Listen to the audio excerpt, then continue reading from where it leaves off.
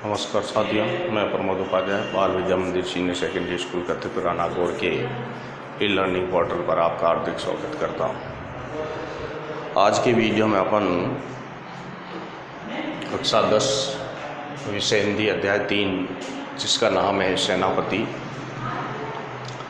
सेनापति एक कवि हैं जिन्होंने एक कवित रत्नाकर की रचना की है और उस कवित रत्नाकर में से ही यहाँ पर छंद लिए गए हैं। तो ये पहला छंद है जिसको आज के वीडियो में अपन पढ़ाएंगे। सेनापति जो कवि हैं वो प्रकृति के बड़े ही प्रेमी हैं। इन्होंने जितनी भी कविताएं लिखी हैं या काव्यांश या छंद लिखे हैं सब प्रकृति के बारे में ही लिखे हैं। प्रकृति का जो सौंदर्यकरण है वो उनको बड़ा ही प्रिय लगता है। तो प्रकृति के बारे में इन्होंने आज के इस पाठ में अध्याय 3 में लिखे हैं छंद। तो छंद का पहला भाग है अपना। तो आइए जानते हैं इसमें क्या बताया गया है प्रकृति के बारे में। बरन बरन तरु फूले उपवन वन। कवि कहते हैं कि बरन बरन यानी अलग अलग प्रकार के वृक्षों वाले, अलग अलग रंग रूप वाले जो वृक्ष हैं, तरु यानी वृक्ष, अलग अलग रंग रूप वाले जो वृक्ष हैं उन पर जो फूल हैं वन उपवन के अंदर, वहाँ पर ये फूल बसंत ऋतु के आने पर खिल जाते हैं। यानी बसंत ऋतु को कवि ने एक ऋतुराज के रूप में माना है। ऋतुओं का राजा बसंत होता है जो आने पर प्रकृति में एक सुंदरता बढ़ जाती है।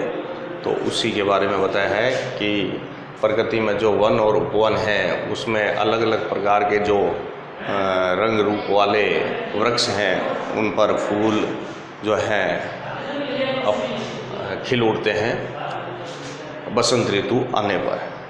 सोई चतुरंग संग दल लहित है। और इस प्रकार लगते हैं जैसे बसंत ऋतु जो है उनकी एक सेना आ रही है, चतुरंगणी सेना। चतुरंग यानी चतुरंगनी जो सेना होती है, जैसे कि हाथी, घोड़ा, रथ और पैदल, ये 4 जो इसमें भाग होते हैं वो चतुरंगनी सेना कहलाती है। तो उसी प्रकार से जब बसंत ऋतु आती है तो मानो ऐसा लग रहा है कि उनके साथ में चतुरंगी सेना भी आ रही है।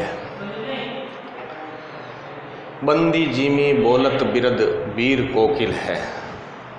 बसंत ऋतु जो ऋतुराज कहा गया है, इन्होंने कवि ने बताया कि ऋतुराज बसंत जो का आगमन प्रकृति के अंदर होता है तो उस समय जो बंदी जीमी बोलत यानी जो स्वागत करने के लिए जो बोल होते हैं वो कोकिल जो कोयल जो होती है अपनी मधुर वाणी से बसंत ऋतु जो है उसका गुणगान और यश कर रही है। यानी बंदी कौन होते हैं? बंदी होते हैं जो यश करने वाले जो लोग होते हैं। यानी जैसे राजा महाराजा जिस समय थे, राजा महाराजाओं का शासन, उस समय जो बंदी लोग थे, बंदी जीमी लोग, वो क्या करते थे? राजा महाराजाओं का यश गुणगान किया करते थे। उसी तरीके से यहाँ पर बसंत ऋतु आने पर कोयल जो है अपनी मधुर वाणी से बसंत ऋतु का गुणगान और यश का वर्णन कर रही है, यानी यश कर रही है। गूंजत मधुप गान गुण गहितु है। और भंवरे जो हैं जो फूलों पर मंडराते हुए, फूलों पर गुंजार करते हुए, गूंजत यानी गुंजार, मधुप यानी भंवरे, जो फूलों पर गुंजार करते हुए जो भंवरे हैं वो भी ऐसा लग रहा है मान लो एक संगीतकार के रूप में मौजूद हैं, जो बसंत ऋतु जो ऋतुराज है बसंत उसका गुणगान कर रहे हैं। आवे आसपास पौपन की सुबास सोई। और बसंत ऋतु आने पर आसपास में जो फूल हैं, फूलों की जो सुगंध है वो चारों तरफ फैल गई है।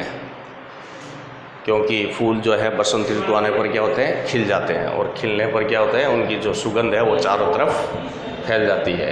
सोने के सुगंध मांझ सने रहितु है, और इस प्रकार लग रही है उन फूलों की जो सुगंध है वो सोने की सुगंध कहा जाए तो कोई अतिशयोक्ति नहीं होगी, क्योंकि फूलों की जो सुगंध होती है वो चारों तरफ फैलती है, तो मानो ऐसा लग रहा है जैसे कि सोने की सुगंध हो। शोभा को समाज, सोने की सुगंध मांझ सने रहितु है, यानी सोने की सुगंध का मतलब है यहाँ पर सरसों के जो फूलों, सरसों के जो पीले फूल होते हैं और उनसे जो सुगंध छा जाती है तो वो सोने की सुगंध के रूप में सनी हुई है, ऐसा मालूम होता है। शोभा को समाज सेनापति सुख साज आज, और इस प्रकार ऋतुराज बसंत ऋतु आने पर जो प्रकृति के अंदर जो शोभा है बढ़ जाती है, और सब प्राणी सुखी होते हैं, और आवत बसंत ऋतुराज के हेतु है। और इस प्रकार ऋतुराज बसंत का आगमन होने पर, आगमन के उपलक्ष्य में इस प्रकार से प्रकृति जो है वो साज बाज बनी हुई है। यानी एक